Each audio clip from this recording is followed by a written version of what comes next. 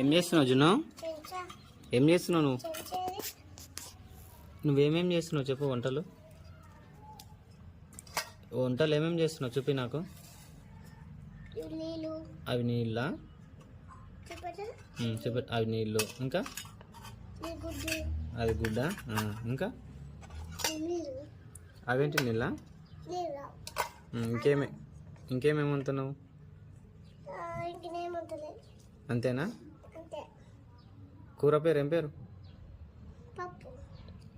Chicken mutton లేదా? ఏది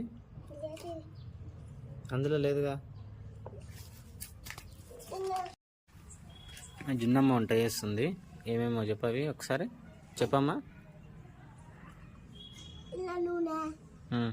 ఇంకా